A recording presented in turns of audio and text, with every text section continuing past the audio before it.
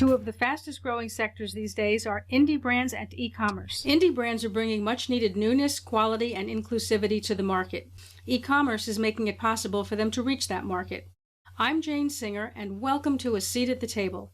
Today I'm talking with Martin Jomoa. Martin has had hands-on experience growing indie brands, both online and off. From launching menswear at ASOS and getting UK fashion brand Simon Carter up and running, to co-founding his own brand and then managing the design, buying, and technical teams at Australian brand Saba, Martin knows what it takes to get a brand launched and to lead it to success.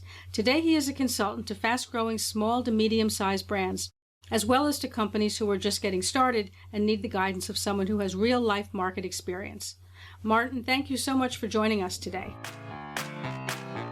This year in particular, a lot of major brands have either closed down or had to make huge cutbacks. So in a sense, as they've pulled back, it's opened up a window of opportunity for new brands. From your experience, what do you feel that people or companies either don't understand or misunderstand about launching a brand? I think the biggest thing is how hard it is. It is still really, really hard. I mean, I think one of the most important things is with a brand is how you communicate what the brand actually is. I mean, many years ago, I launched the Simon Carter clothing brand. Right. And it was the most critical part of the whole launch was really the first bit, which was getting into Simon's head and understanding and translating what his thinking was and what his thought processes, and actually then trying to translate that into brand assets. And if you're doing this, if a person's doing it on their own, it's in some ways it's much easier. But it's not just about the lining, it's not just about the button, it's not just about the labels and packaging. It's how you actually communicate it, and it's essentially the story that you tell, and you tell that story through the linings and the buttons and things like that. But Simon's brand, the Simon Carter brand, is really about authenticity. It's about like a vintage concept. It's got a sort of quirky modern elements to it. So when we did the brand launch, we launched it in a vintage car showroom in Chelsea in London. And we had all the buyers and we had all the press picked up in their favorite vintage car. And the thing about that is kind of you do that as part of the launch, but then all of that becomes part of the whole story that becomes more part of the brand. So you're evolving, you're building as you go, and you're kind of, you're building out the brand, and you build out consistency in what you're doing. So what you're saying is that rather than trying to start with a complete concept, you start where you are and then you continue to evolve. Absolutely, yeah. I really do believe that it's a great way of working. You don't know everything at the beginning, and you evolve with your customers as well. You move with your customers. So you take what you know at any one point in time, you review that, you use it as best as you can, and then you kind of move to the next stage. So it's a kind of almost a process of iteration. And when I was working at Style Atlas, we found that whole process of agile methodology and iteration it's the only way to work. That really ties in with being more flexible, more agile, and the whole concept of on-demand manufacturing. Yeah, and you've got to, I mean, like anything, you've got to sort of break the process down into small bits and take each bit as it is, and then you eventually realize how far you've actually come. But again, it's kind of all brands are in evolution. They're all in evolution in terms of where they actually get to. And some parts of it are big evolutions and some are smaller evolutions. Right. So as the market continues to change, you also have to be adaptive. The world changes, the markets change, consumers change. I mean, I think we've seen globally big changes that are happening, and I think it makes people more aware of what's going on with a brand. I think particularly now with COVID happening, people have the chance to relook at their brands and reevaluate: are we doing the right thing? Are we true to our brand? Have we got authenticity? And so it becomes an opportunity in terms of that kind of review process, and then move on from there. But yeah, the world is always changing. We're always changing as consumers. Martin, what are some of the key mistakes that you see people or companies make when they're launching or managing a brand? I think the one big mistake is underestimating your customer. Well, I think especially when managing a brand, and I've found this a number of times in lots of businesses, I think, and particularly now where the customer has the choice to go wherever they want to go. I mean, we're still in the realm of global retailing and e-commerce, and they can go wherever they want to, and they can buy whatever they want to, and they can shop online and compare different products. So I think when brands or retailers, when they change factories, when they change fabrics, when they change fit, when they're not true or consistent to what they set up and believe in, And often it's to grab a little bit of extra margin or to find some other, satisfy some other financial goal. The problem is customers notice. And if a brand is lucky, the customer will come back and complain. And if a brand is not so lucky, the customer will just move on. And I think this is one of the biggest mistakes. I think it's underestimating what the customer can see and does see and how they actually respond to that.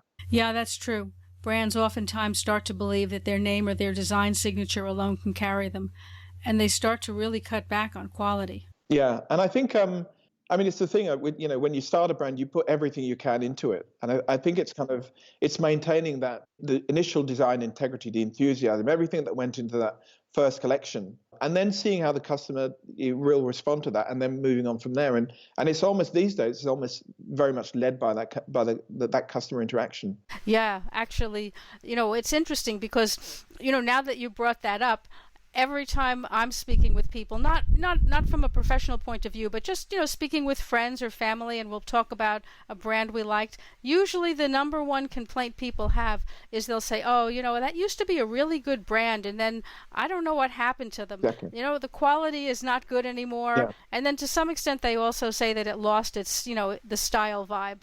Yeah, and it's there's an element of, again, we're changing and the world is changing, but there is an element where these are deliberate things that brands are doing season on season to kind of move in a direction. But you have to move in the same direction as your customer. Therefore, you have to keep taking like a temperature check in terms of where the customer is. And again, we have more and more technology now to be able to do that in more and more in better ways. All the social media that's out there, we've got more of an opportunity to do that. So there's no reason not to. Yeah, exactly. You can really hear what customers are saying in their own words. Absolutely, yeah. We've talked about some of the mistakes. What do you see as some of the best strategies or some of the smartest things that brands that you've worked with or even brands that you admire have done? Yeah, I think from a managerial point of view, I think the best thing I've ever done is really to trust my team.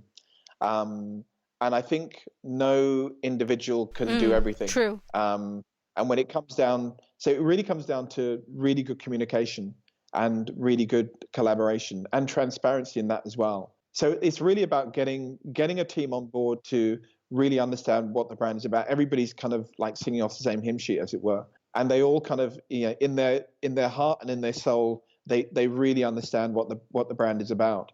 And I think from my experience working at Saba, which is an Australian sort of more tailored brand, dressy tailored. When we first started looking at the brand and began to relaunch the brand, we went into the archive. We actually hired 2 designers who had a long history in the brand. We went to speak to people who had a strong association with the brand, people in the press and people in the media and designers. And we really started just to pull together a story of what the brand was all about. What are the key things that the brand was all about? And understanding at the time that, Saba always used to be about great denim, or it used to be about great knitwear, or it used to be about amazing tailoring and fantastic fit. So you really start pulling together all those elements. And that's the thing that you start focusing on in the initial part of it. You put that product out there, you take a read, and then you start going from there, and the journey begins. If you were starting a brand right now and considering the fast growth of e-commerce, would you be looking to do direct-to-consumer, or would you be looking at something that was more of a multi-channel strategy? I think, the growth has come out of the convenience. It becomes so easy. And I think there's still so much more technology to come to make it even easier. And you look at what business like Amazon's doing in terms of they focus. It's not even focused on the last mile. They focus on the last few feet to get product into your house and into your wardrobes, into your fridges, whatever. So I think technology will always find solutions. I think technology will always see a problem and try and find a solution to it. But I think also in the meantime, the brand consistency becomes really important, because I think it's very difficult to, when you're talking about fit or fabric or quality, those things are part of what a brand is and what the customer, again, knows in their heart that, if I buy into this brand, I know I'm going to get this fit. I know I'm going to get this great value. So I think it's maintaining that strong connection. And as you said, in terms of the amount of e-commerce that's out there, there's social media and the ways in which you can connect with your customer base. It's really important to kind of keep a focus on that. But I think retailers, whether they're pure play or a combination of both, or whether they've got online stores, they have to have that consistency in terms of what they deliver as a brand. Right. So what you're saying is that you feel that it's less about the channel and more about the product. I think it's more about the product, but the product is also part of the service. It's part of the how do you deliver that service, which is also part of the brand. Yeah, so in terms of, it might be about, Net-a-Porter did an amazing business just by its packaging, that, you would look forward to the box arriving and you'd get so involved in the whole unboxing of the product that you just ordered. So, that's part of the product. It all becomes part of what was actually delivered to you. That's a really interesting point, because when it comes to e-commerce, most brands are really looking at it from the point of view that the big benefit is the convenience of ordering online and free delivery. Whereas there's other services that you could actually tie in that would build customer engagement. Absolutely, yeah. You can enhance so many aspects of it. It's just understanding it and understanding what, I guess, what clicks for the customer, what excites them, and in those moments and focusing on those moments, that's where I think brands and retailers can do better and do better out of e-commerce and technology generally. There's this commonly held belief amongst brands and manufacturers that consumers only care about price and that you cannot get them to pay more for better quality. They might want better quality, but it's really all about making trendy apparel at a price. What's your take on that? Do you think consumers will pay for better quality? I think people do. I think people will pay more for a garment that is generally better quality. But I think there's another aspect to it, which I think the consumer has to understand why it's better quality for them. So it becomes a personal thing. So it might be the best quality fabric, it might be the best quality trimmings or whatever it is. But unless it actually means something to the customer, unless it actually adds value, and these days it's about adding value to their life or what they're doing, or in wherever they are in their lives, so in the function it serves. So, and again, therefore, it comes back to that connection. Does the buyer, does the retailer understand what it is that the customer actually wants?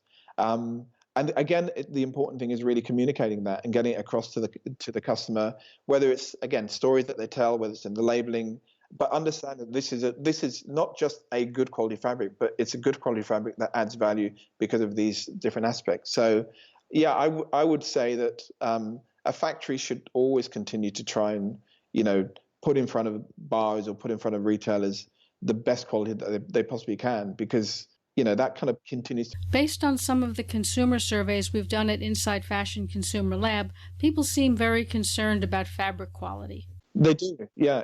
I was when I first started buying, and I remember sort of working I was working at Jaeger at the time, so very, very high end. And we kind of did this study in terms of how does the customer act when they actually walk into a store.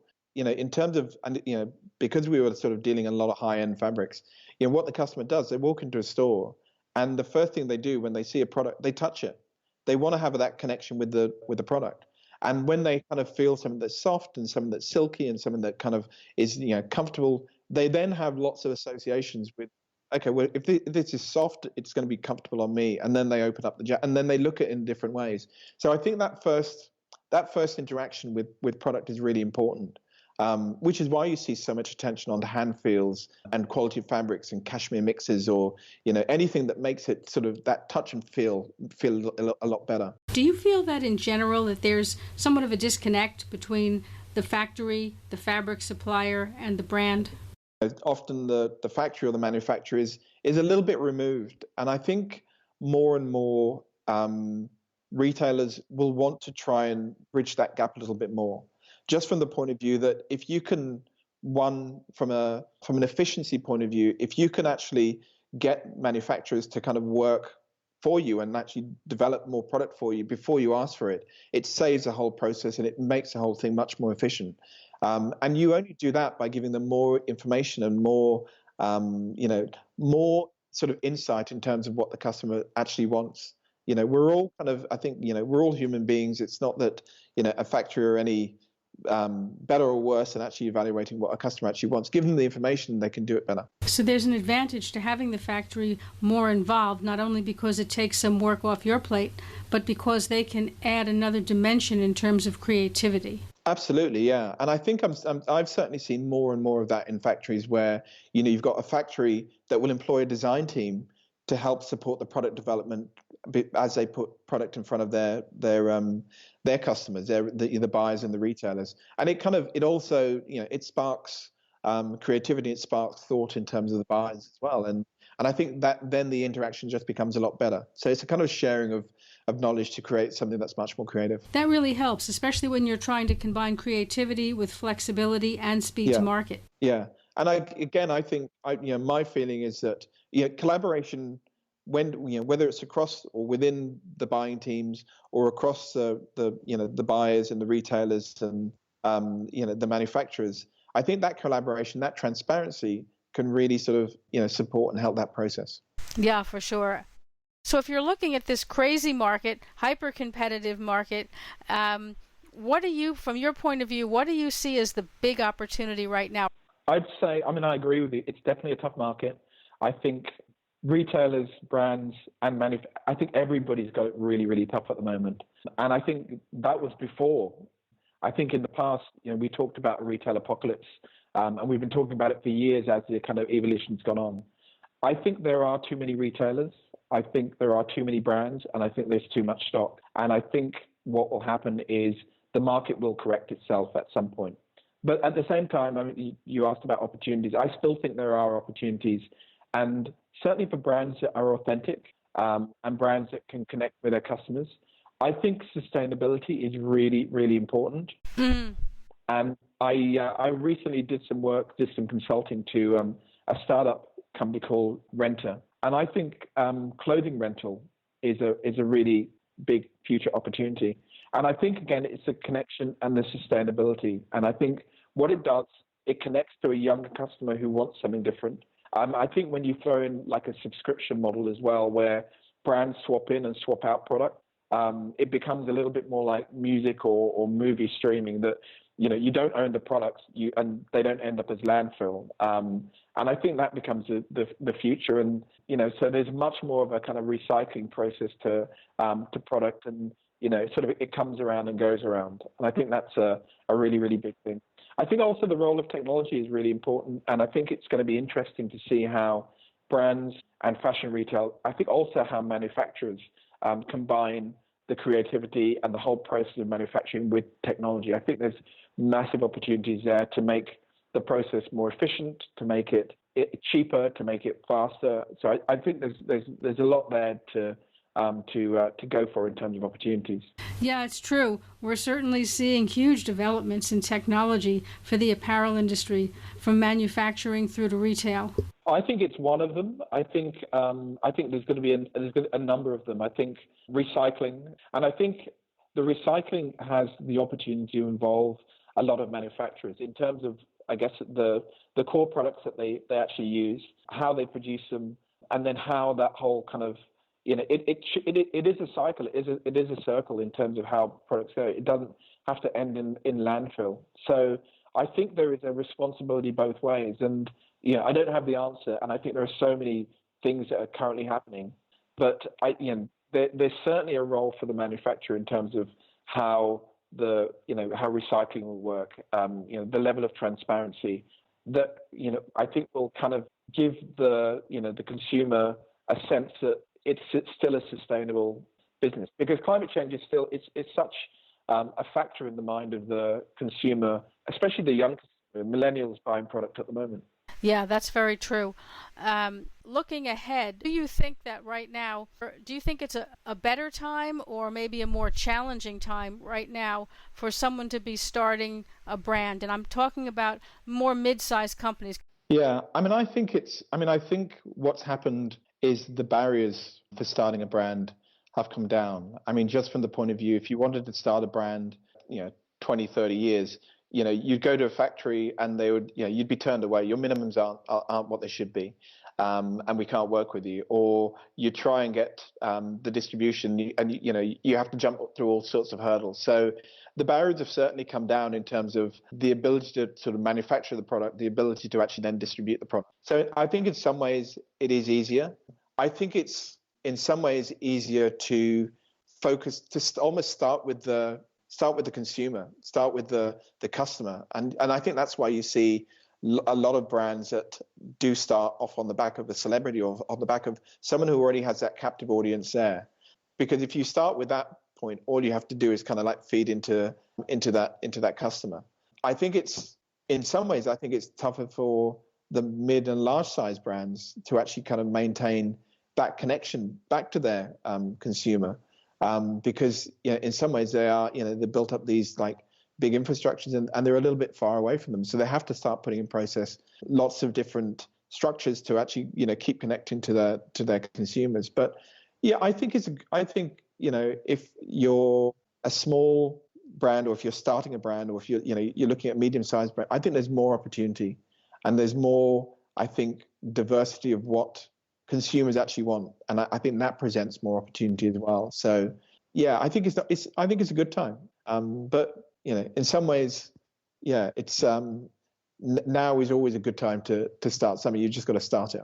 Right. So there really is no ideal time to get started. You just got to get started, keep your eye on the ball, be fast, be flexible, stay on top of costs, and continue to keep close to your customer and try to deliver the product that they want when they want it. Absolutely. Yeah. You can't, you've got to dip your toe in the water to get going, and all of a sudden, hopefully, you find that you're swimming before long. So, yeah, you've got to start somewhere. But I think it's the important thing is actually a strong focus on what you want to do and why you're doing it. And we said before in terms of you start a brand, you put all the energy and everything into it initially, and what you don't want to do is then sort of is water that down. But I think so. The strong focus is really, really important, and then that connectivity with a customer to actually understand how they're responding to what you're actually putting out there, and what their view is, and then you start making adjustments to that. And I think that closeness to the customer is a really important part of it. People want to get back to that closeness, whether it be to the brand or the retailer. They want to feel heard in a sense.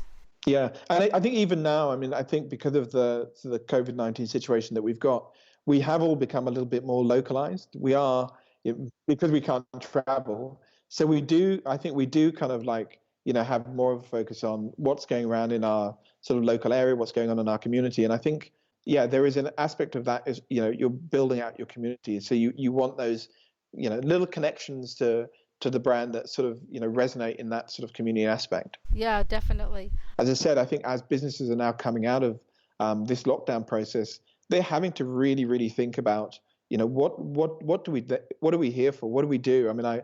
I speak to a lot of business at the moment in terms of they're reviewing their technology because, they've had a chance to pause and think about it and think about, well, if we're going to be here in 3, 4, 5, 10 years time, what do we want it to look like? So they've almost got a chance to kind of redo it over again. Consumers started to get used to using e-commerce during the pandemic, and a lot of brands are wondering whether physical retail is really still relevant. Yeah, I think there are too many. I think there's still a relevance. I think one of the things that we find is, it's great to order online because of the convenience of it, but there's always been a social aspect to going shopping. You want that kind of interaction. You want to be served. You want to kind of someone to make suggestions to you in the store in terms of, this goes with that. And you kind of come back with a bit of a surprise. The social aspect of it is, you go shopping, you have a coffee, you have lunch, you meet friends, you do, there's that aspect that I think we still all need. So I think there is room for both, but I do think, there are too many stores and there's too much stock out there, and a lot of it is the same sort of thing as well. So I think there will be a bit of a sort of a paring down, but I think those brands that are strong and have a strong belief in what they're doing and have a good or build a good structure now for the future will survive and will thrive. Yeah, I agree. I think there's opportunities for both e-commerce and physical retail, although each might look a bit different than the way it looks today. Absolutely, yeah. Thanks so much for joining us today, Martin, and for sharing your insights on where you see opportunities for brands. What are some of the biggest challenges you're facing today? Let us know in the comments or send us an email. If you enjoyed this episode of A Seat at the Table, please subscribe to our podcast, where you'll get to hear from some of the industry's leaders and innovators. And if you're looking for an easier way to keep up to date on sourcing shifts, new technology, supply chain strategies, emerging markets, and of course e-commerce, head on over to our website, insidefashionlive.net, and consider subscribing to our weekly newsletters. You'll also find all of our contact information there. Please feel free to contact us with any ideas, suggestions, or questions. That's insidefashionlive.net.